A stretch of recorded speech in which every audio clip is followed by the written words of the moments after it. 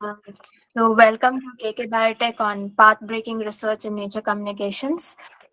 So, today we have with us our guest of honor, Dr. Gurman Kaur, who will be delivering a talk on fetal growth restrictions through parental and fetal immune gene variation and intracellular communication cascade.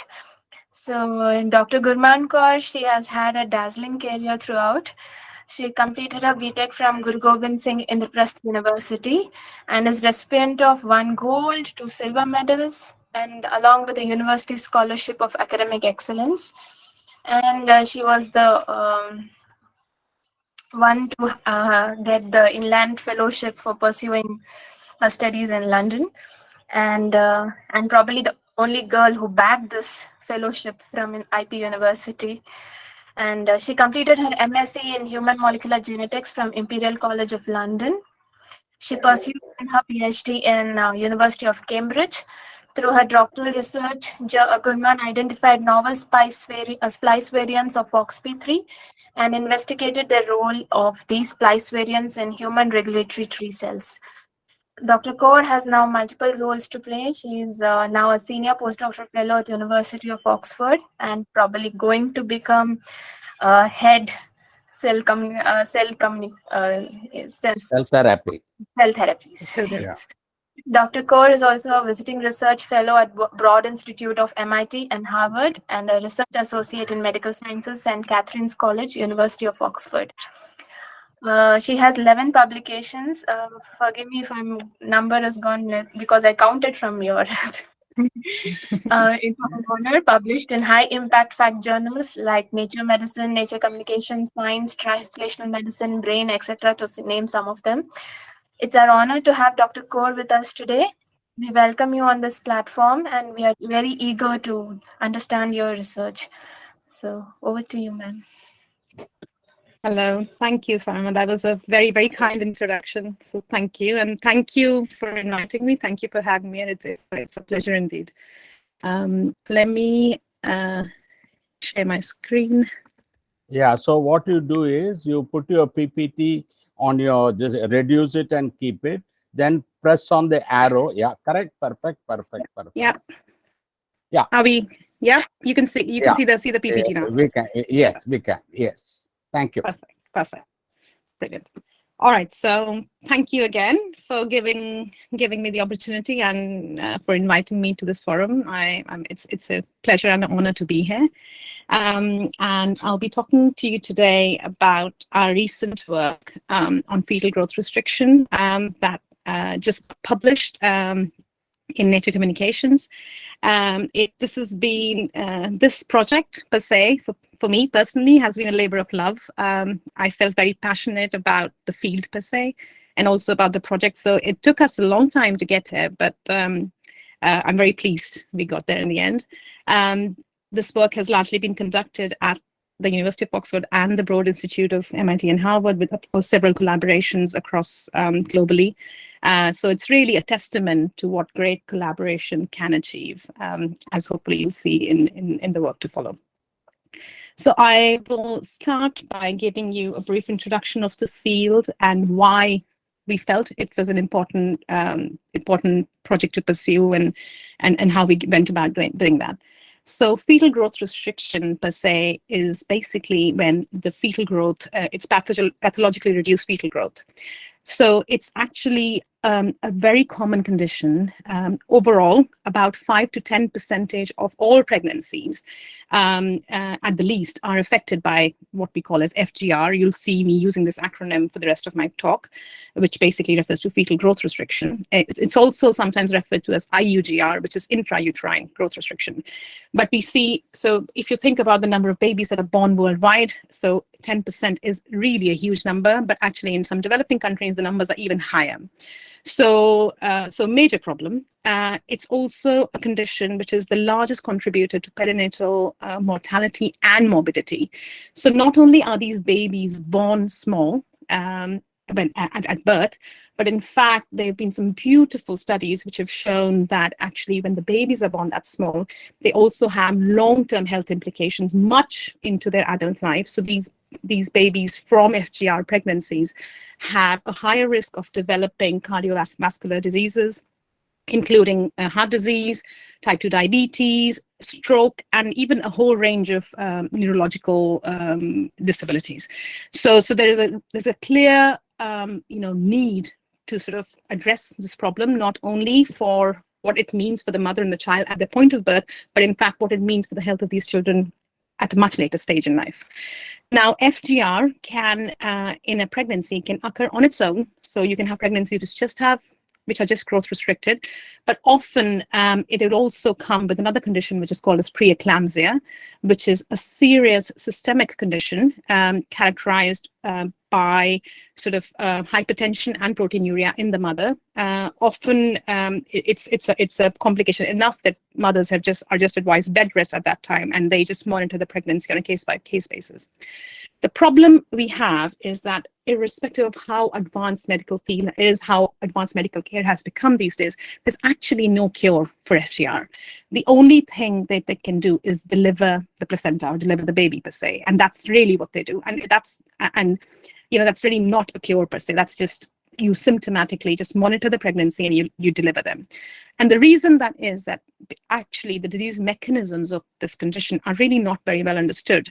And we don't have prevention strategies, we don't have treatment strategies. And if you can look at it in the context of other diseases, often we're looking at autoimmune diseases, the odds ratio are such small, yet very important. But here we have a condition which is affecting 10% of the world's population, and we are still not nowhere close to sort of addressing the issues or having better treatment strategies. And one of the reasons why this is because it's actually really difficult to access tissue at critical early stages of pregnancy. You just don't have access to that tissue. And the disease per se doesn't actually manifest much later in pregnancy. So even if you did have access to early tissue, you wouldn't know whether that pregnancy would have gone on to develop FGR or not, because that's just not possible. So there's really, what we have here is that there's a real unmet need of not being able to understand the disease mechanisms and pathogenesis very well, and that's largely driven by not having a model to do that specifically at early stages of disease, because what is known is the actual the time when actually the disease sort of starts to develop is early, but the symptoms don't appear until quite late. So we really need a model that allows us to study these at sort of specific points in gestation or pregnancy. So what do we know about FGR? So we know that there are risk factors, and risk factors are largely fetal, paternal, and maternal. We know from work that it's probably a disease that's caused by defective placentation, which is the time when the placenta forms. So we know that there's something to do with an issue with placentation. Not a great deal per se otherwise is known. If you look at the maternal-fetal interface, it's actually a really immunological site. They've got high immune cell presence. And if you look at it in terms of what immune cells are there, uterine natural killer cells are actually one of the most abundant lymphocytes that are present at the maternal-fetal interface. And they're thought to play a really important role in remodeling the vasculature in the placenta. Now, the problem we've faced, actually not even that long ago, is that there have been some really false studies about the role of natural killer cells in pregnancy. And there have been even some clinics which have been propagating that natural killer cells are bad for pregnancy. They're even saying just because they have the name killer in them, they've been propagated as if they would attack the fetus and so on. And that's absolutely untrue. They actually are there for a reason, because if that is the most abundant lymphocyte immune cell at the maternal-fetal interface, clearly it's doing something that's important. And over time, things are beginning to become more clear. So what we know about the condition is from genetic association studies, we know that there are some cell surface receptors that are expressed by natural killer cells, which are called KIRs for short, and the full form is killer immunoglobulin-like receptors. They are expressed on the uterine NK cells. And these KIRs bind a ligand, which is expressed on the fetal trophoblast, which is the fetal population in the placenta, and the ligands are the HLA. So we have some genetic association studies which are implicating the KIR receptors and the HLA genes in controlling placentation. And I'll come to that in a bit more detail. So if you look at it, so I think just before I embark onto the project, it's important for me to give you a bit more background about the uterine NK cells and these genes that I'm proposing that are involved. So uterine NK cells express a range of cell surface receptors, of course, and they also express a combination of inhibitory and activating KIRs. KIRs are a very interesting gene type per se, or receptors per se. We all have a range of KIRs, and you can have some inhibitory ones, some activatory ones. And these genes in itself are largely polymorphic, almost as polymorphic as the HLA. And so the KIRs are bound by the HLA molecules. And the HLA that is mostly important here is HLA-C. And the binding of the KIR gene with the HLA-C gene has the ability to modulate the function of the NK cell. So we have NK cells that will express, let's say, inhibitory KIR and activating KIR, which will be bound by their ligands. And this sort of interaction will modulate what the NK cell does. Let's say, if you have activation, the cell, depending on what the function of that cell is in that context, it might mediate lysis, it might produce cytokines, it might do other things. So effectively, these interactions here is controlling the function, or has a modulatory effect on the function of the NK cell. Now, the fact that these KIRs are binding HLA-C is quite interesting. So of course, when we think of HLA, we think of HLA A, B, and C, but largely because of the T cell field just taken such a main stage in immunology, A and B have really taken all the attention. But if you look at the maternal fetal interface, in fact, on the trophoblasts, which are the cells, which are sort of the outer layer of the blastocyst, these are the fetal cells constituting the placenta, there's actually no HLA-A and no HLA-B, which is quite interesting. So in fact, the only polymorphic HLA molecule which is expressed on the surface of these fetal trophoblast cells in the placenta is HLA-C. So now I'm telling you about the maternal fetal interface. So we have NK cells really dominant at the interface. These cells are expressing KIRs. We have trophoblast cells, and really the only polymorphic HLA that these cells have is HLA-C.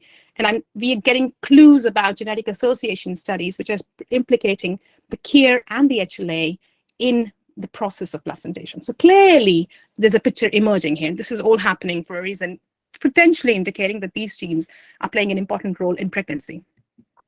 So effectively, there's direct contact at the maternal fetal interface between the NK cells and the trophoblast cells, therefore implicating there's direct contact between the KIR on the NK cells and the HLA-C on the trophoblast cells. And this interaction is likely playing a role in disease. So again, just a little bit more about these genes. So as I said, both the KIR and the HLA locus, they're on different chromosomes. They're highly polymorphic, and they're inherited in complex haplotypes. So I'm painting a very simplistic picture here about KIRs. It's of course a lot more complicated, but for simplistic reasons, it's, let's say, most of the population. If you look at how KIRs are inherited, you'd have typically two main haplotypes. You'll have a KIR A haplotype and a KIR B haplotype in population across the world. A KIR A haplotype will constitute of multiple genes, and largely the receptors that are expressed on the A haplotypes are largely inhibitory. And there'll be some genes which are often present and so on. So you can go into more details there, but that's for now. I think let's just understand that this is a haplotype that's largely inhibitory receptors. And then we have a KIR B haplotype, which will have lots of different kinds of genes, and they will be largely activating. So the genetic evidence that we've seen is, again, because both KIR and HLA are being inherited in the population in large haplotypes, it's actually really difficult to pinpoint the exact genes that are involved. But what we know is that women who have two copies of the KIR A haplotype have been shown to have a higher risk of pregnancy complications, and these include fetal growth restriction, preeclampsia, recurrent miscarriage, and the odds ratio are quite high, like between 1.3 to 1.9.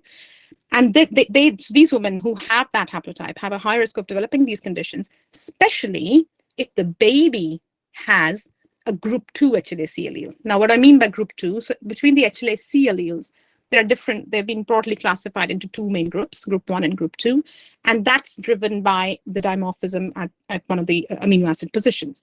But what that means is it defines which KIR type or which KIR genes the HLA allele binds.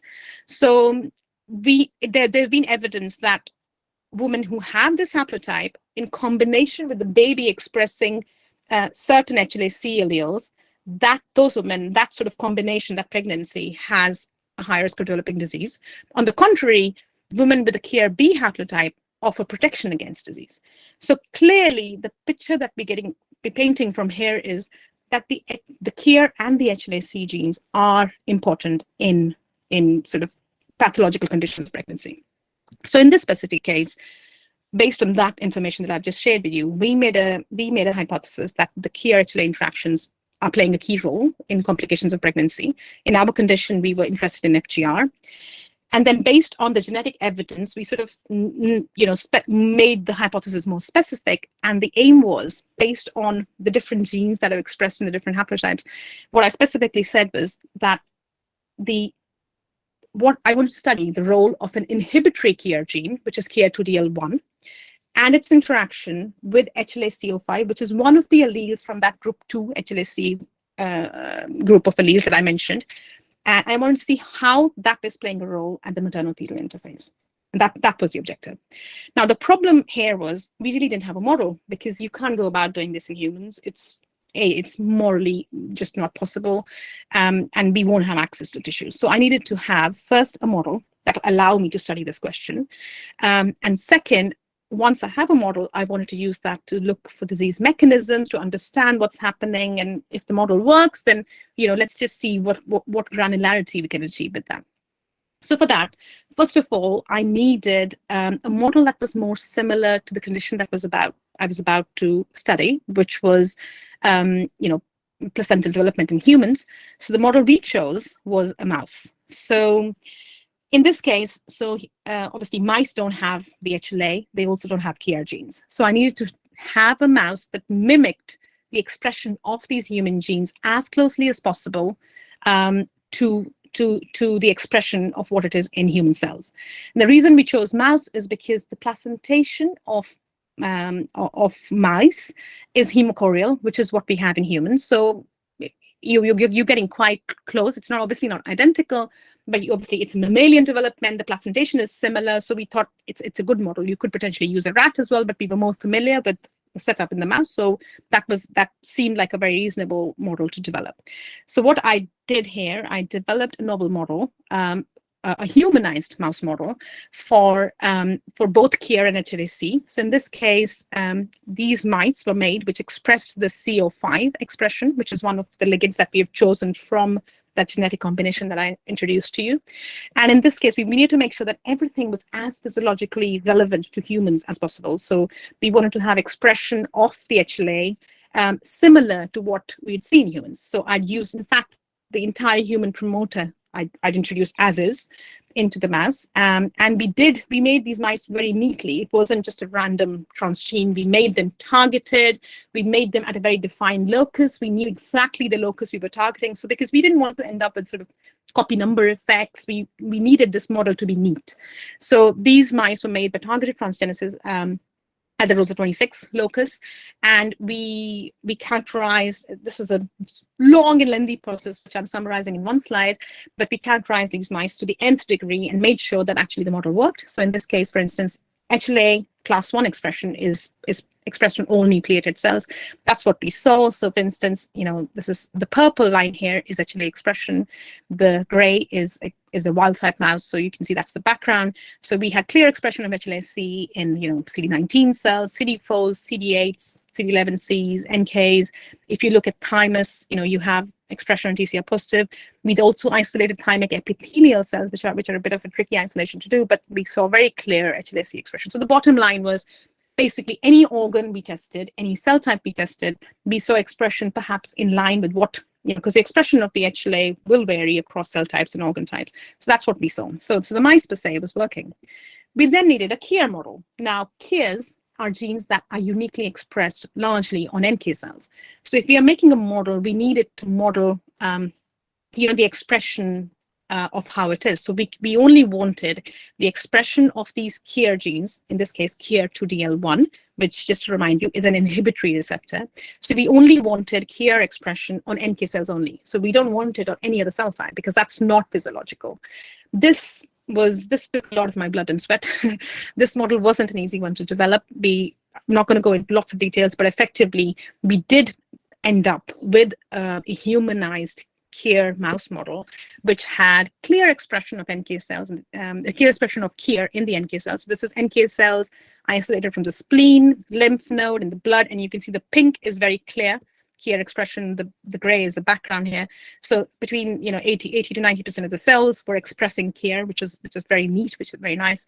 And if you look at any of the T cells, B cells, dendritic cells, you name it, none of them had KIR expression. So we now had a novel humanized transgenic model which had specific expression of KIR on the murine NK cells and corresponding expression of the ligand, which is the HLA-CO5, on the MHC class 1 expressing cells. So we had this model developed for sort of both of the genes that we wanted to study. So once we had this, we wanted to make sure that, okay, we can see expression, is it actually functional? So we did a whole load of experiments, and I won't go into all the details, but this is just one example to show that it was working. So NK cells are interesting cell type, as you're aware, but also they obviously more survey expression of HLA or MHC in the host, and if there is no expression of MHC or HLA, for instance, they'd recognize that and they'll try to attack that cell because they'll think that's foreign or it's a tumor or whatever. So that's the principle that we use. We use a missing self rejection here. So I took 3 different kinds of cell types. I had cells which were basically just plain old wild type mouse cells. So in this case, the MHC, so that you'll have the equivalent of the HLA in the mouse is the MHC, as you know, so we'd have normal expression of the H2, the class 1 molecules, in this case H2KB and H2DB, so just normal cells. And if you so hey, I'm talking about an adoptive transfer model here. So I'd have one of the cells that I transferred was this. The second one would be cells which have, basically these are mouse cells, but they have no expression of the MHC molecules. They don't have class 1 at all, so they'll have no H2KB, H2DB. And then you'd have a different third kind of cell type, which will basically have no expression of mouse class 1, but they had this human HLA-CO5, which I had introduced. So the idea was, if you mix these cells and then you inject them into the host, and you choose which host you're going to go into, so you can either go in a wild type mouse or you can go in a mouse which expresses the KIR genes, what happens? So what I'm expecting here is these cells, the wild type cells, are just going to survive. It doesn't matter which host they go into because they're just plain old wild type cells. Nothing's going to get rejected. If you take this cell type, because they don't have the mouse MHC, they're going to get rejected because the NK cells in these mice are going to think this is foreign, not right. I can't see the MHC. It's going to survey it and it's going to try and reject it. These cells now don't have the mouse MHC, right? So they potentially should get rejected. And the only reason they won't get rejected is if the KIR in this mouse recognizes this HLA, which is the human gene. And because if you remember, this was an inhibitory interaction, if that happens, that's going to dampen down the NK cell and think, okay, do not reject because there's an HLA-C there. So that was the model I was going on. So I did the adoptive transfer in either the wild type mice, the KIR2DL1 mice, and then I monitored the survival of all of these 3 populations in the spleen, let's say 24 hours later. And these were differentially labeled with CFSC, so I could stain for them. And what I did see, so this is the population 1. So this is the injection. This is the injection mix. This is the cells which have been harvested from either the wild type recipient or the KIR recipient. So you can see effectively, basically, the first population is my control. That's nicely surviving in both of them. The second population is the cells that I expect to get rejected. They nicely get rejected in both of these. The population which have HLA-C, they only really preferentially survive in mice that are expressing KIR. So what this is telling me is that this KIR transgene is getting recognized by the HLA-CO5, which is expressed in the cells in vivo, and that interaction is modulating the function of the NK cells, and they're not killing these cells per se. So it was an in vivo demonstration that these 2 genes were basically interacting with each other. So that was nice, and that was a great relief. Once we've done this, now our really main objective was to look at the maternal-fetal interface. So we looked at specific combinations, and obviously pregnancy involves a mother and a father, and genetic association studies were pointing us to the involvement of obviously the genotype of the mum and the baby. So we tried to take that into account. But for starters, all we wanted to see was actually, okay, we have expression in all the peripheral tissues, in all the lymphoid organs and so on. Are we getting expression of these genes as we should at the maternal-fetal interface? So I just, without going into too much detail here, I just took different combinations of pregnancies, for instance, where the first, for instance, this is a wild-type female mated to a male which has HLA-CO5 expression. This would be a KIR female mated to a male which is HLA-CO5 expression, and so on. So, and this is a double transgenic female here. So anyways, the bottom line here was that if you isolate the uterine NK cells from the maternal-fetal interface here, from sort of mid-gestation in this case, in a pregnancy, we had very nice KIR expression from the NK cells isolated from the interface. And correspondingly, if you then isolated fetal trophoblast cells, again, from mid-gestation pregnant tissue, we had HLA-CO5. So the bottom line really of this experiment was that, just to validate that this model is valid to study FGR, which is what we wanted. We had obviously clear-cut model where the expressions were nice. We had shown that they're interacting with each other. We could show them this interaction can change the function of the NK cells, and we had shown that they're now expressed in the maternal-fetal interface. So what next? The next thing was to study, actually, is there FGR in these mice? So what I knew from the genetic association studies was that when we had the mum with the KRA haplotype, remember, so the KIR2DL1 gene is a gene of the KRA haplotype, that in combination with a baby that has a group 2 HLA-C allele, so HLA-CO5 is a member of the group 2 HLA-C allele. That combination from genetic association studies was giving an indication that it could potentially lead to a pathological pregnancy condition. Of course, they are haplotypes, so here we're narrowing them down to specific genes. So what I did, I introduced different combinations of pregnancy, and in this case, I was using birth and fetal weight as a marker for intrauterine development. So this is data from 200, 300 pups, so very labor-intensive data. What you're looking at is fetal weight at gestation day 18.5 in this case. So mouse pregnancy is about 20, 21 days old. So we're coming very close to the end.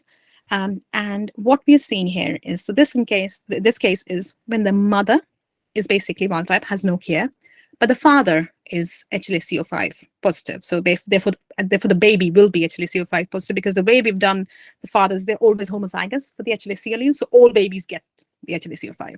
So effectively, this is my control. So this is what the fetal weight is at gestation day 18.5. This is what it is.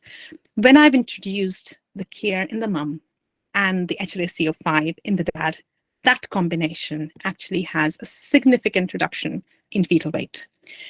If you then have the KIR mum with a wild type dad, you can have a double transgenic mum with a wild type dad, or wild type mum with a wild type dad. There's actually no effect. So it's actually this group here, which had a significant, between about 12% reduction in fetal weight, which is clinically significant, by the way, because that's quite a lot for babies which are born at that point in time. And this combination was significantly different from every other combination you could think of. And we were very particular about how we did stats for this. We accounted for the different litters, we accounted for genotypes. So we did mixed effect models when we did stats for this. So we really were very confident that these stats were valid. So not only did we see a reduction in average fetal weight, we also saw a change in the birth percentiles. So if you look at the first, so this is the first one here, the control, about 90% of the pups are in the top, in the higher the high 90th percentile of birth weights. So only about 5% will be in the bottom 5th percentile, another 5% between the 5th to the 10th percentile. In the combination that's affected, so KIR times CO5, which is my FGR sort of combination, about 57% of the pups were in the bottom 10th percentile of the birth weight range, which is really clinically significant. So the way you define FGR is actually when the pups are falling in the bottom 10th percentile of the population. And really, we saw a major skew here in the birth weights. And this was different, again, from any other controls we had. So everything else is basically controls. And these were very, very tricky experiments to do because we were controlling, these are, while it seems very simple on this piece of slide, they're actually triple, quadruple transgenic mice. So they're very difficult experiments to do. And we're trying to do timed mating, so timed gestational points. But this was a very solid piece of data that we believed in, and we proved again and again over time that it stood the test of time, that we basically had reproduced, not only reproduced, but in fact narrowed down specific genes in the mother and the father, which when coming together were giving evidence of fetal growth restriction in the pups. And the reason we'd actually not let them get born, we were coming at 18.5, is because after the pups are born, they'll often have intake of milk, and therefore that can be a confounding factor. So when we're coming 18.5, it's neat. You don't have any of the other confounders, so that that this is very, very clean data. So after having seen that, we basically had shown direct evidence of the involvement of the KO2DL1 genes and the HLA-CO5 genes in FGR. We then wanted to understand this further, that what was causing it. We want to basically understand mechanism and understand pathogenesis. So one of the things that we did, again, almost a project in its own right, that we wanted to look at the vasculature of this developing pregnancy. And the vasculature develops, so even though I've shown you data, of the birth weight, which is almost close to the end of the pregnancy, we now want to come back in time, because that's the critical time point, right? That's when things are happening. By the time it's manifesting, it's too late. So we came sort of at mid-gestation, and we basically wanted to look at the vasculature in detail and see, is it actually something to do with the vasculature not remodeling, and that's what's causing this FGR. So to do this, it was an extremely labor-intensive experiment. If you basically, what you do is you do timed matings. You then perfuse the animal with a compound which is called microfill, which is basically a polymer, and you do that under pressure, and you basically replace the blood of the animal with this compound. So effectively, all the vasculature turns, in this case, blue, because the compound is blue. And everything is otherwise been done, at pressure. And after about, half an hour or so, you keep it. You basically have to go through the thoracic aorta. So it's basically a surgery that you're doing to the animal. And after some time, the polymer hardens. So what that does is it basically preserves the vasculature as it would have been. And once it's hardened, then you can harvest the sites and you can go and image them. So we did micro CT scanning in this case. And this is one of what we call implantation sites. So one small site from a mouse pregnancy. And the mouse pregnancy has about, between 8 to 10 pups. This is one of them. And because it's mid-gestation, in reality, this site would be smaller than the size of a pea. And we've attained really beautiful resolution. I'll just show you the video here. So effectively, what I'm showing you here, this is the uterine artery. This is the yolk sac here. This is where the pup would be. This here, what's in red, are what's called the uterine spiral arteries. These are the arteries that supply blood to the fetus. And these are the sinusoids here, and so on. So once we'd done the technical procedure that I elaborated on, we were basically able to really visualize this vasculature in each of the different mice in different conditions, and try and see, the question here was there differences? Because in the uterine spiral artery development or remodeling in the different conditions, so in disease versus wild type. And the reason we were interested in that is because these are arteries that are really important in supplying blood supply and nutrients to the fetus. So normally, when in a pregnancy situation, they widen up, they open up and become into almost these canals and provide really free-flowing access to blood and nutrients. So we wanted to see, was there any differences in these arteries? So what we did see, so I'm just showing you those uterine spiral arteries that I just showed you from a wild type, mating. So basically, this is the mating that doesn't have any disease. And this is the mating that has FGR based on the previous slide that I showed you. What you can see almost yourself is that in both these, in comparing both of these sites, what we saw was that these spiral arteries in the pathological site had basically the diameter of these spiral arteries was smaller, and they were longer in terms of segment, what we call a segment length. So the time or the distance that blood has to flow from one point to the other before it bifurcates into a next sort of juncture, that's longer.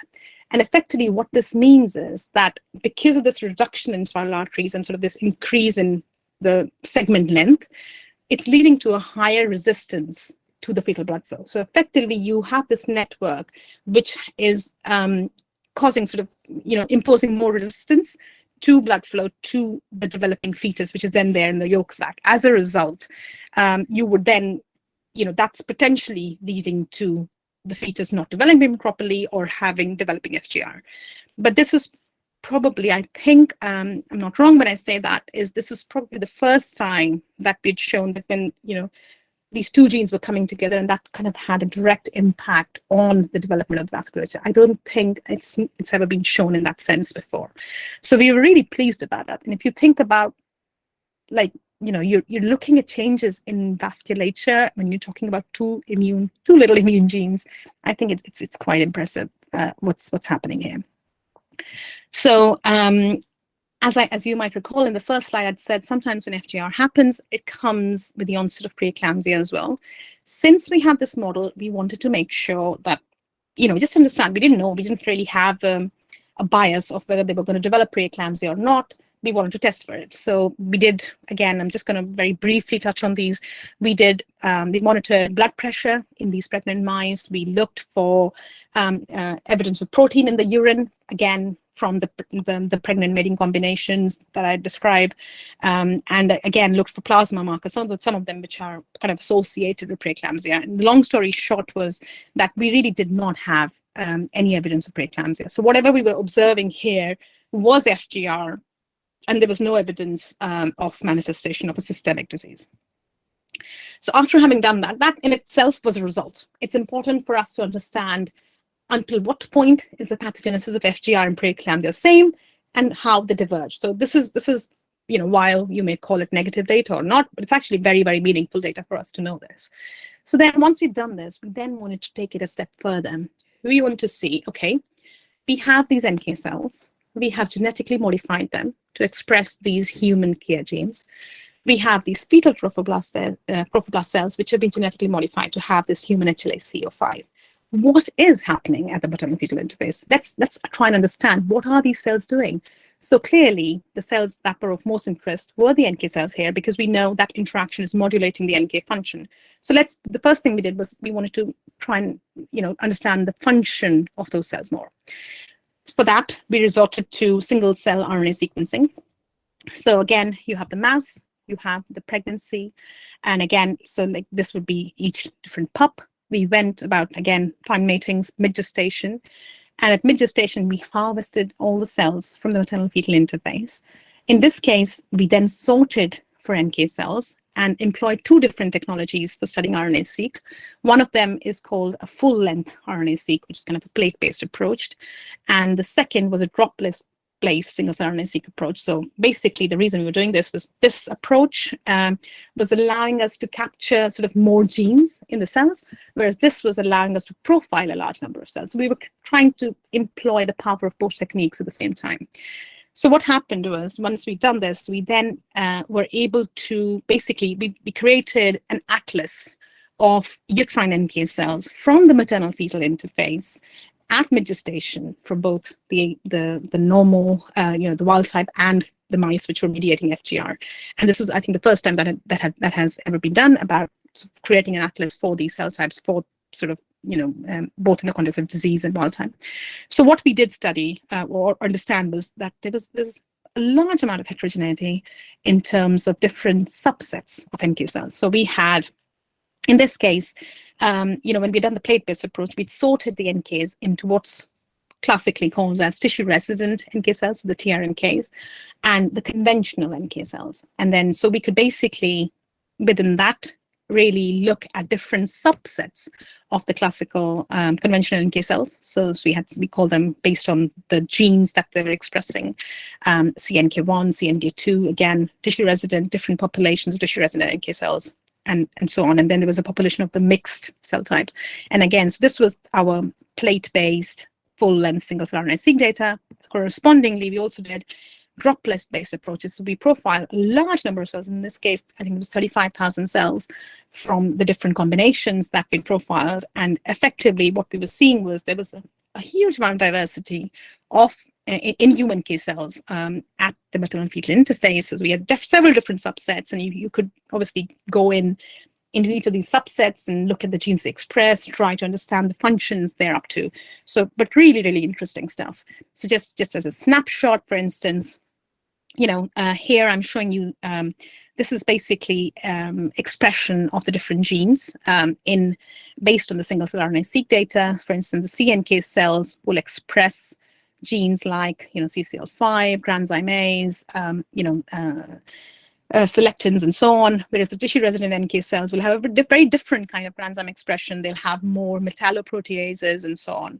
So very clear-cut expression differences between CNKs and tRNKs.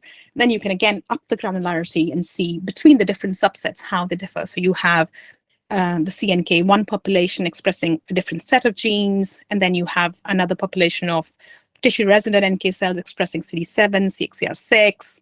You have a proliferating population of tissue-resident NK cells. You have a TCF7 EMB expressing population of another subset of mixed sort of CNK TRNK cells. You had this really interesting population of tissue-resident NK cells which expressed very different granzymes, granzyme E, D, F, G, very different. Not a lot has been known about these, but quite an interesting subset and so on. And then you had cells which express these NF-kappa B inhibitors in a different population.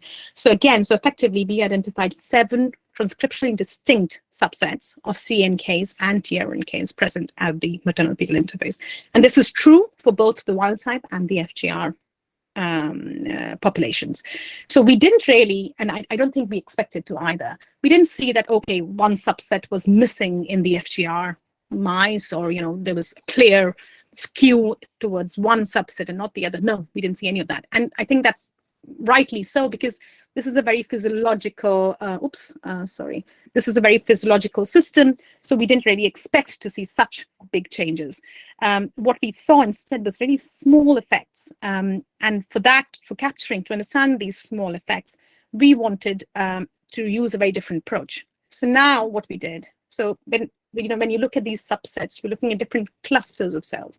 So if I could just go back here, here. So, CNK1 is a very distinct subset, TRNK1, 2, whatever. They're all different subsets, different clusters, as we call them.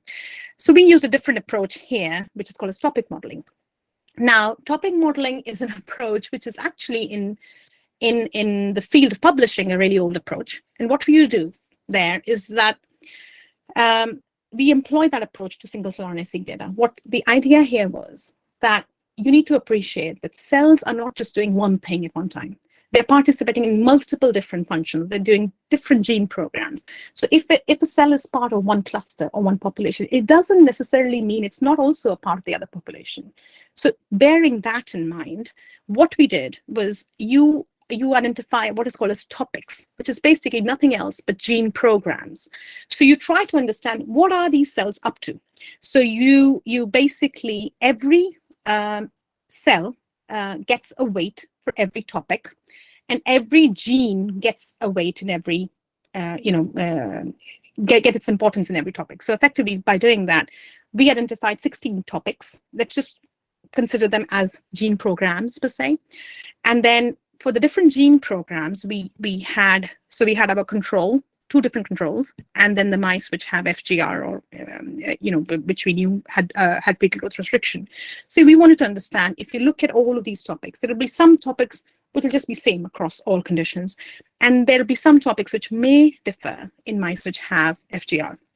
And that's what we were looking for. Again, in this case, so we I'm giving you an example of two different topics here. For instance, this is a topic which we found based on the topic weights and cell weights, found to be upregulated in cells which were exhibiting FGR. And this was a topic involved in lymphocyte activation and these are the genes. These are sort of the top scoring genes of this topic or gene program. And when this is upregulating, then effectively you can then further go a step further. Okay, they must be, what's the role of these genes in, let's say, in the maternal fetal interface? What are they doing? And clearly there must be, they're doing a program which is important in disease, and that's different in cells which have the disease. And likewise, we had another topic which was playing a role in extracellular matrix and tissue remodeling, which was downregulated in FGR. So we were building this picture where, programs like tissue remodeling, programs like extracellular matrix remodeling, or vascular remodeling potentially were important in FGR, and therefore they were downregulated in FGR. And the top scoring genes in these topics were those interesting granzymes, D, E, G. So again, this was giving indications that potentially, for instance, increased lymphocyte activation and decreased ECM tissue remodeling in the uterine NK cells was playing a role in the development of FGR, and that this was interesting in its own right. Now, once we'd done this, obviously, we were biased in looking at NK cells because we thought, okay, we've introduced the gene here. This is where we're going to see the most effect. But to be honest, that's again a very simplistic understanding of disease. So we wanted to sort of really take a step back and actually say, okay, let's not focus on NK cell. Let's say we're going to go look holistically at the maternal fetal interface. So let's look at all cell types at the maternal fetal interface. And let's just see all cell types, what are they doing between wild type and between the disease? And again, so we again went back to single cell RNA sequencing. I isolated cells from the maternal fetal interface, but we literally took everything that we could. And we profiled a sort of an atlas of all cells from this point in gestation. And the first task was, let's just identify what cells we can find. So based on the transcriptional expression of all the genes captured, we basically found a huge range. I think these are 20 odd populations here. So different populations of NK cells, a small population of T cells, small population of B cells. We had lots of macrophages here. We had stromal cells, stromal fibroblasts, and lots of really, really interesting stromal cell types, which play an important role in preparing the uterine endometrium for pregnancy. We identified those. We had populations of trophoblast cells, endothelial cells, and so on. So this was basically a snapshot of all cells that we could identify from the maternal fetal interface. So lots of immune, but also non-immune cells. And once we've done that, we then wanted to see, okay, so these are all the cells we find. Now let's go a step further and understand, are there disease-associated changes that we see in these cells? And that was quite interesting and sort of took us by surprise, because even though, remember, the main genetic modification is in the NKs and the trophoblasts, we were now looking at pan effects on other cell types. And what was really interesting is we actually found disease-associated transcriptional changes on a range of cell types, perhaps a lot more so than we expected, and what we found in the NKs. So what I'm showing you here is, again, a very small snapshot of data. These are, so when it's blue, it's downregulated, it's red, it's upregulated. This is just a heat map of the specific genes that we've chosen, which are changed in the different cell type. The cell types are shown here in the base. And for instance, you had ApoE affected in macrophages and DCs, and you had different cells, sort of different genes differed in expression, different cell types. And then we've also gone on and sort of functionally annotated each of these genes. So we had genes involved in inflammatory response, we had genes involved in oxidative stress response, in cell invasion, in angiogenesis, which makes sense, in regulation of cell growth, and so on. So really a range of sort of functions and a range of cell types. So this was basically highlighting that how interaction between the maternal KIR2DL1 and the paternal HLA-CF5 was actually having profound effect on several non-NK cells. non-NK cell types, even though the main genetic modification had been there. This was interesting in its own right. So what this was painting the picture for was that it must be because of the cellular crosstalk that was happening between NKs and other cells in the microenvironment. So we wanted to study that. So we wanted to look at cell-cell interaction networks. So in this case, this is a wild type, maternal fetal interface. We're looking at, macrophages, DCs, NKs, fibroblasts, stroma, trophoblasts, whatever. So based on the receptor ligands that are expressed on each cell type, so these interactions have been drawn based on the expression of those, and the thicker the node, or the thicker the interaction, the lines will be thicker. So what we saw, again, if you compare the network from a wild type pregnancy to the pregnancy which was mediating fetal growth restriction, we saw a large number of interactions that were increased between cell types. So there was much more an overall predicted increase in intracellular communication or cellular crosstalk at the maternal fetal interface in FGR. And that was potentially what was causing the effects that we were seeing, because there was so much crosstalk between NKs and all other cell types in the microenvironment.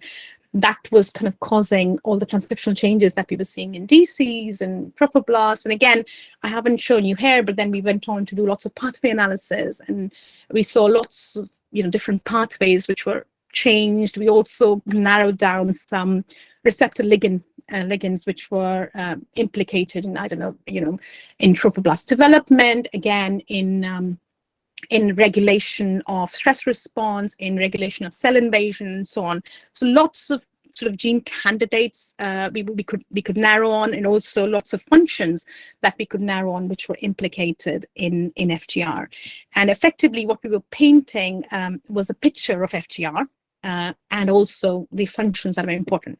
So just to conclude here, what I did share with you today, so we developed a model for specific genes. So we had a female, which had KIR2DL1 expression. We had male, which had HLA-CO5 expression. And when these came together, they led to fetal growth restriction in the pup or the baby. And this was demonstrated both in terms of reduction of fetal weight, but also a skewed birth weight percentile. We demonstrated that these genes were then effectively changing the uterine spiral arteries.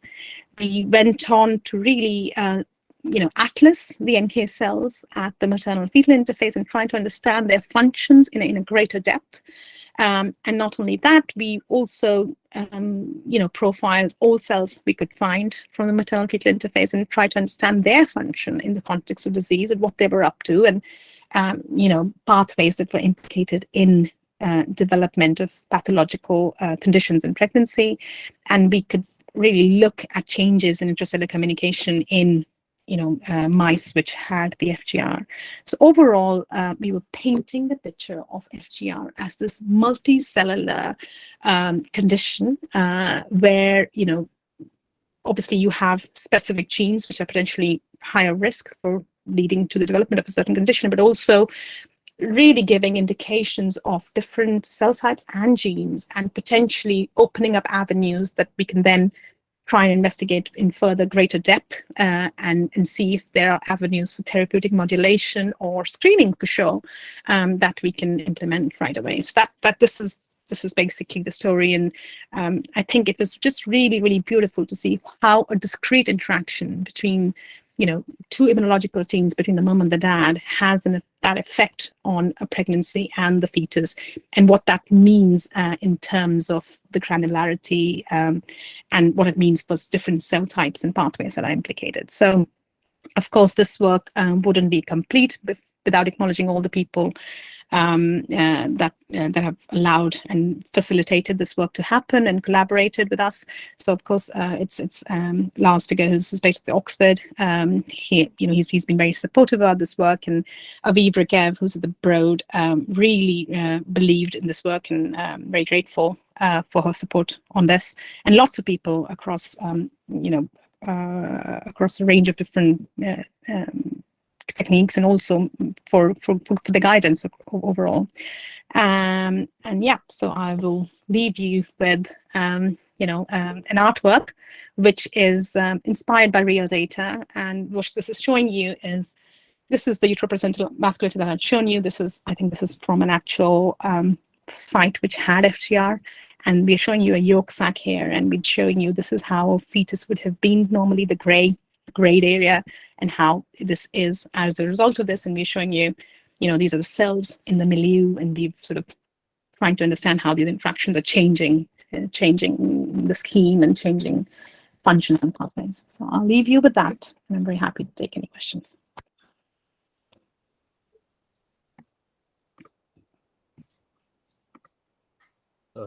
Okay. Hello. Yeah. So I think Amit Agarwal has question. He raised his hand. Yeah. Fantastic talk. A comment first, and I have two questions. So first of all, do you hear me, guys? It's sometimes difficult to know. Great. Yeah. So phenomenal talk. I'm coming from a neurobiology basically background with almost little knowledge of what is happening in the placenta. So I think I really enjoyed it, and I could follow everything. So that was nice. First, among the rare immunology talk I was even attending. So thank you very much for a great talk. Couple questions, but just maybe naiveness or not.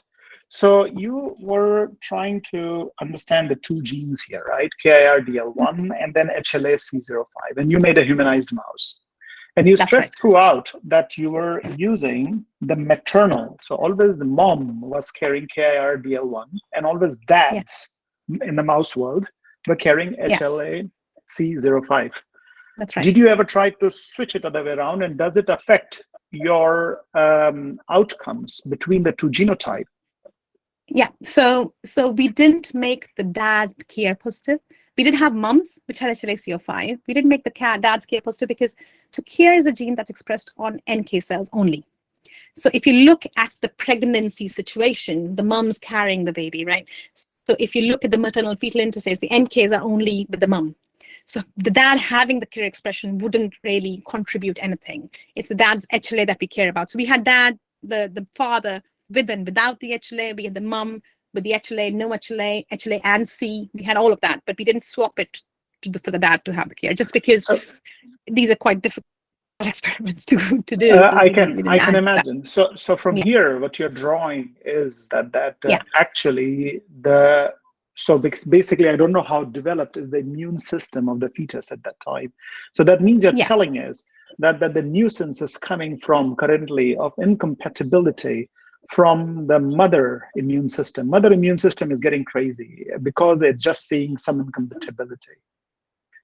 So not incompatibility isn't the word I typically use. So I'd say it's basically the mom's NK cells has this KIR, which when bound by this HLA is effectively having a different function. So normally, let's say if I had an activating KIR, it could have really, upped the NK function, could have caused potentially more vasculature or better babies or whatever. So maybe there's more cytokine production, more chemokine production, whatever. So it's basically changing the function of the NKs because of the interaction that it per se has. So it's not an incompatibility per se, it's just functional modification.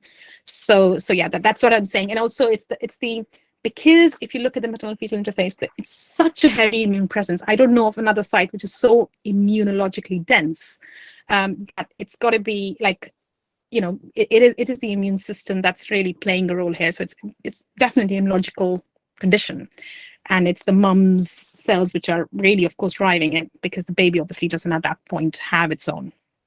And the second question I had related to more functional outcome what you had, and the functional outcome you talked about was this uterine spiral arteries, right? And these are probably produced by mom and don't have any fetal tissue. Is it right? The thing is, so they are maternal uterine spiral arteries, but they're now part of the. So it's. They're part of it, but produced by mom. Yeah. Yeah. Okay. So it's the So mum's produced by uterine mom. arteries diverging into spiral arteries. And then, you have these sinusoids, and then you have the fetus here. So, the bit here is going to be mother and baby.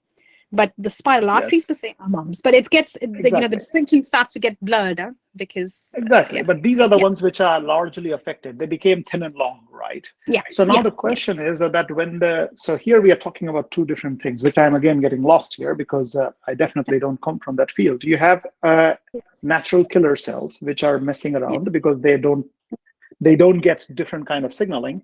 But yeah, how that signaling, you have shown a lot of yeah, cell-to-cell communication, yeah, a lot of yeah, genes up and yeah, down, how that is yeah, affecting these arteries to be yeah, thin, long, and stretched. yeah. So effectively, what is thought is that you have these NKs and you have trophoblasts in close connection with these arteries here, right? So the idea is that interaction is basically, so normally these arteries have to be opened up. So the muscle has to sort of, they have to remodel per se. So the extracellular matrix has to open for the blood to flow. And that is happening with the interaction of these different cell types. So if that interaction is inhibited per se, then perhaps you don't have production of those enzymes that are required to open up the conduits in this case, and therefore they're still narrow, they're still sort of tightened up. So that's what is, I think, in reality, that's probably what is happening. It's basically the remodeling of the vessels is affected because of the cells that are lining these vessels. So when you have cells which are more more activating. You have cells which are expressing these more activating receptors.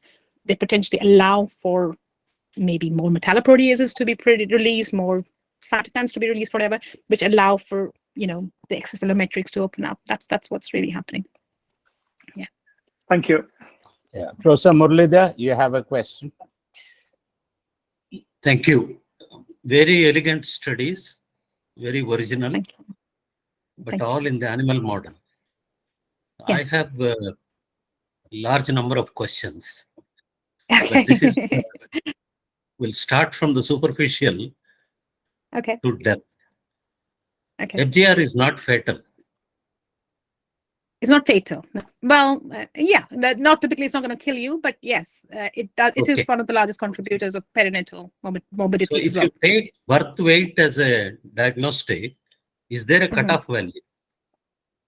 Yeah, so clinically, again, the field has been divided. They often say fetuses within the bottom 10th percentile of the population are classified as FGR.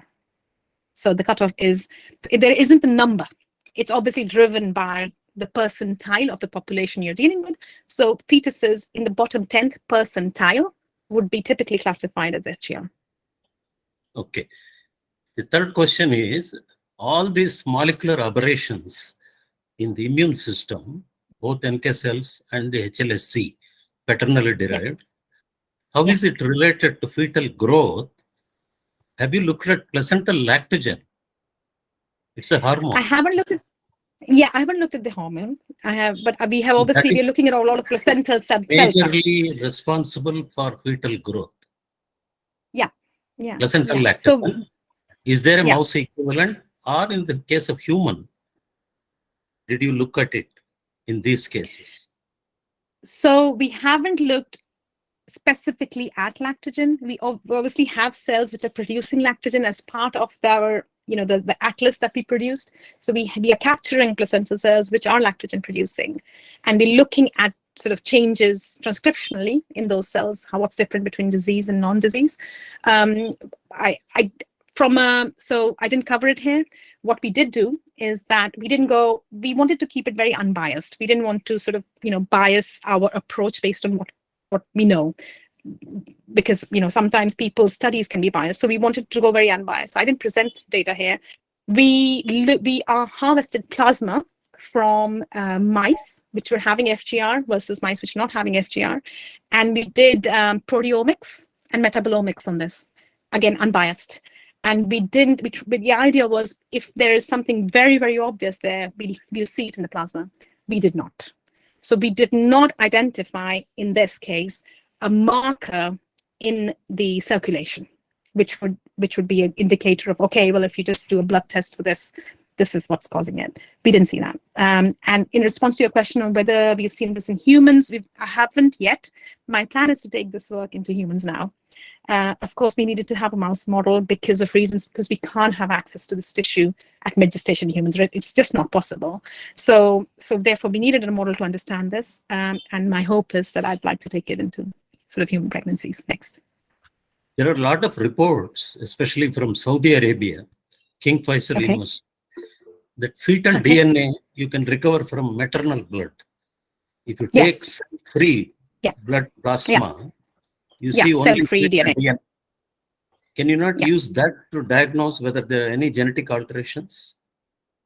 So the problem here is, you're referring to the cell-free fetal DNA, which is a brilliant approach, and they use it all the time now, even like for diagnosing genetic conditions. Whereas this is not classically, we don't have, it's a bit more complicated here, right? Because we're not just saying, oh, the gene had, the fetus had this gene, and therefore it led to FGR. We're talking about a trio here. All these are all correlative studies only, just to help diagnosis. Let us say the HLSC counterpart or the other gene that you refer to, KAR genes, alteration.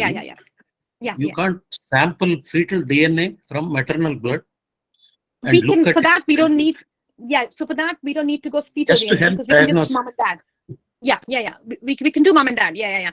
So, and ideally, what I'd like to see is in at least pregnancies of high risk, that we employ this screening clinically, where you screen the mom and the dad, and there is a potential for, you can then try to change your clinical management, you can try to change your screening, and so on. So ideally, I'd like to see it in the clinic as a screening strategy. And for that, we can use the mom and the dad's DNA much more easily. So we wouldn't need to go cell-free fetal DNA. I'd like to see a different approach where we can, maybe identify a different kind of epigenetic marker or something in the cell-free DNA, as you say. And that's something I'd like to introduce. We're not there yet. But that would be brilliant if we could do that. You mentioned about defect in angiogenesis, especially number of branching points. Did you look at the genes? So there are lots of different genes which are implicated in angiogenesis. Not by transcription studies, individual. VEGF and other things. So the problem is when you go like with these unbiased genome-wide studies, you end up with a plethora of information. What do you choose then, right? So again, there'll be a lot of follow-up work that one could potentially do. We did do some validation of our transcriptional work, which again, I didn't have time to show you here, but like some of the key genes, we sort of then went and did in situ hybridization from tissue from the maternal fetal interface, and again, demonstrated changes just to make sure that, we're not following something that isn't true. So we did that work, but in terms of just then again, picking out, because you end up with 4,000 genes. So it's again something that you're doing more follow-up, but we haven't investigated specific genes yet. You refer to underlying immune phenomena, especially at the cellular level, natural killer cells and others. Do you see any abnormal soluble antibodies? No evidence from the unbiased proteomics metabolomics yet. So that, again, we haven't looked for specific antibodies, but protein-wise, we didn't see anything. Beautiful studies. Real congratulations. Thank you. Thank you for your kindness. Sharath, you have a question? Sharath? Unmute yourself. Sharath, unmute. Hi, Gurman. You're okay. Hi, Gurman. Yes. A lot of hard work and great thinking. Congrats. I have a concern. So many cell types and the RNA-seq, and you have shown many genes and pathways. I wonder if I missed it. Or do you see any insulin signaling or any cell type related to the pancreas or something? Do you have any idea? Because though you have been talking about the fetal, networks and things, I have a kind of feeling that, it is just somehow it is messed up with the insulin signaling, kind of multiple phenotypes you have shown. Can you comment? Yeah, yeah. Yeah, thanks. Yeah. So again, I didn't have time to go into specific genes, but yes, we did see indications of some genes which were differentially expressed in mice which had the FGR, which were involved in IGF, so in insulin growth factor signaling pathways. So there was evidence, and I think it's also actually shown in the literature that IGF-1, IGF-2, those genes are implicated in growth, fetal growth, and we did see evidence of those. Yeah. Yeah, maybe it is, it is important to correlate with the parental and the progeny stuff, maybe in the insulin signaling. And another thing, I'm sure you must have done, you must have, do you see, what is the extent of variation of the longevity of this guy? Sorry, I didn't follow the question. The area, longevity of what, sorry? The longevity of the progeny or any influence on the longevity, at least the humanized mice longevity. Oh, I see. In terms of whether their life is affected, lifespan. Okay, so these are the short answer is from the experiments that we've conducted, we don't see a difference, but we haven't typically gone for aging studies, right? So from the time span that we've had them around, we don't see an effect. The problem is these are quadruple transgenic mice. We are culling them at 18.5, using them for all kinds of experiments. So really, you don't have much left. I'd already taken over the animal facility here in Oxford, so there's only so many mice you can breed. But we didn't go for typical aging studies, but from what was already from the experiments that we've done, we didn't see an effect. Okay, I have a small quick query. Is there any, sex specificity of the fetus? Is there any male, female, anything? This can the abnormality, the penetration, whether it is, male, female, No, that's a good question. We did. So again, I didn't show you. We had data. So we genotyped the fetuses and segregated them into male and female to make sure that it wasn't like the FGR was typically of one gender, and we didn't see an effect. So it's very nicely actually equally distributed between male and female. Okay. Thanks. Yeah, congrats again. Yeah, that's okay. Yeah, Gurman, it was pleasure listening to you. I know you have much more data than what you presented. I was very impressed. How did you pick on introducing the, your HLA-C into the NK cell? How did you know? Did you take some gene which is only expressed in NK to which you attached it, or So we used a Cree recombinase approach. So we had another Cree mouse, which was expressing a promoter. Like Cree was being driven by a gene that is expressed in NK cells. So we had an NCR1, what's called an NCR1 gene, which is typically only seen in NK cells. There are some cells which, like some ILCs, which might have it, but largely NK cells. So we used that NCR1 Cree recombinase, and then so we had these KIRs as floxed genes, and therefore the KIR just then, therefore, as a result of the combination, ended up in NKs only. No, that is a very, very smart. That means we are able to understand how to introduce a particular gene you want into a particular lineage. Am I right? Yeah, that's right. Yeah. That's very smart, because the original, if you were to introduce into the hematopoietic stem cell, it would have got expressed all over the place. Everywhere. And that's what there was actually a model for KIR already existing. And they basically had it on every cell, you name it. And that's really not a model, right? That's no good for you, because it's so non-physiological. So therefore it took me 3 years to get this right. It was painful. But one thing in the end of your paper, when I read it, you said this may open up our approach to, treating some of these fetal growth restrictions. Can you elaborate a bit further by that statement? How will you approach it by your results you have got? Yeah. So I think the one thing that I'd hope to see first is the screening. So that doesn't typically mean treatment, but effectively change management of patients where we know them of at high risk. In terms of treatment, I think that's a way to go. I think right now, by looking at the interactions, we had indications of specific genes. There was Wnt signaling involved. There was TGF beta receptor pathways involved. So we had indications of specific genes and pathways and receptor ligands which were implicated in disease. You've got to be really careful, though, because you can then go and understand the function of those in the context of specific cell types. But as we've seen, because everything then interacts with everything else, you've got to be really careful if you come and knock it out or, just abrade it or something. So because you're dealing with such a sensitive, effect, really, because we had, almost like we had the KRHLA-C as a little thing, and then it had such an amplifying effect at the maternal fetal interface. So when you come to treatment specifically, because we're dealing with pregnancy, we've got to be very, very careful. So I think it opens up avenues because we can then investigate specific genes, specific pathways, and so on, and try and see how close we can get. But I think we're not there in the clinic yet, not for a while.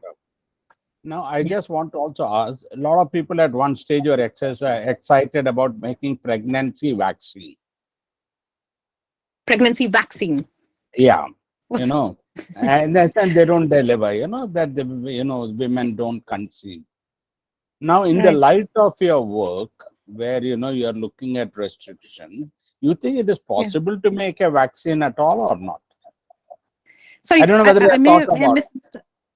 This is a misunderstood. I may have misunderstood. Pregnancy vaccine with the intention of doing what? So that they don't become pregnant. Oh, I see. Like a country like India and China and all, one of the dream projects, I'm sure, as a contraception. Contraception, whether we could. So I was just wondering, in light of your work, because you are talking of fetal growth restriction. If you go further, and I'm sure Professor Muralidhar can highlight it better than I do. Professor Muralidhar, can you explain to her what people have been attempting? The question is relevant, but we also know some general things at a very, very superficial conceptual level. Trophoblastic antigens are not immunogenic. Right. In general. Right. Therefore, the possibility of immunogenic aberrations causing all these pathological things is very little. There must be other extra immune system aberration, which leads to lessening of fetal growth. That is one point. The pregnancy vaccine that Professor Kannan is referring to is against another placental hormone called human chorionic gonadotropin. Oh, HCG. I see, HCG, I already made a point that fetal growth is dependent on human placental lactogen, HPL. There could be a mouse equivalent of that. That's a different story. Now, this vaccine that people tried against HCG, it was essentially an abortifacient and not a contraceptive vaccine. Correct. The only thing which is called contraceptive vaccine defined by the Roman Catholic Church is that you have to have contraindication to conception. Conception is indicated by fertilization. Therefore, any vaccine that prevents fertilization, fusion of sperm and the egg, that will be acceptable. Till today, we don't have any candidate. I see. I follow you now. So people attack hormones because every process is hormone dependent. Therefore, partial success was observed, but there are a lot of technical problems. So we will not go into those. But as you said, that's not a vaccine. That's actually an abortion because you're going anti-HCG, right? So then it's that's different. But also in coming back to your first point about fetus not being immunogenic. So this is what I meant, right? Because they don't have HLA-A, they don't have HLA-B. They're not classically T-cell immunogenic.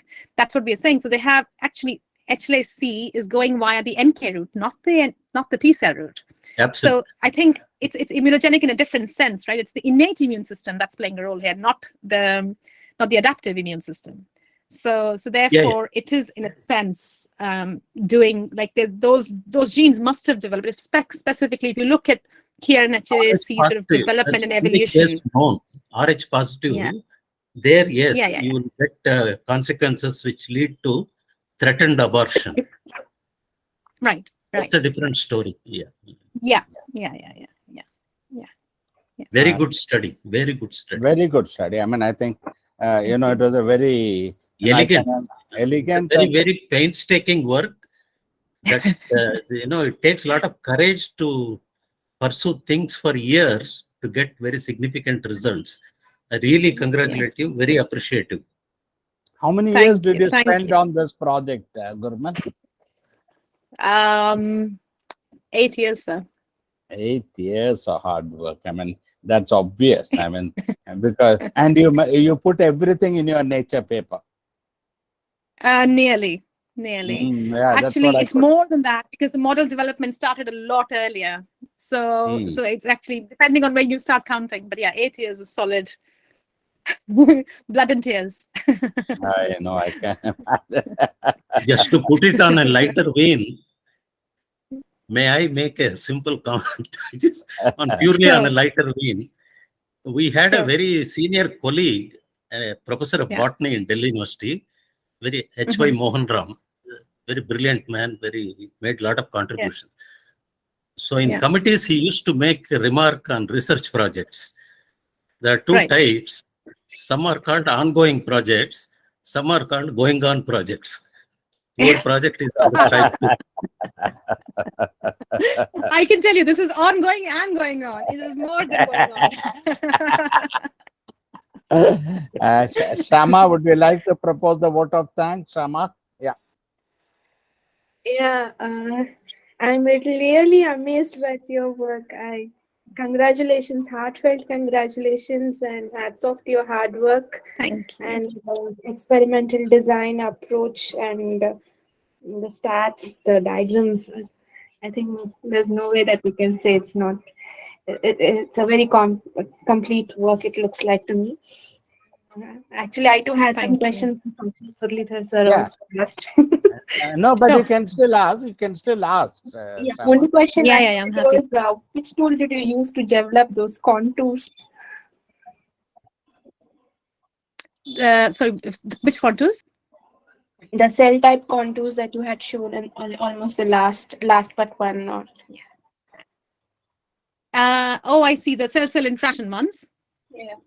The cell-cell interaction, so it was obviously driven from the single-cell RNA-seq data, so a lot of it happened in R, but the actual node displays were, I think, in Cytoscape. Cytoscape. Because the one that graph you show me with the axis X and Y, it looked like to me whether it was like a PCA plot, something like that you had tried to do. Oh, you're referring to the single-cell RNA-seq where I had all the cell types? Yeah. So it is that's a UMAP. That's a UMAP plot. Yeah. Okay. Yeah.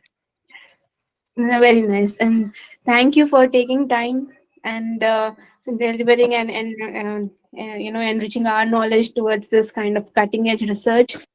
Thank you so much, and heartfelt thanks. What more to say? So thank you for taking time. Thank you for your kind words. Yeah. Thank you for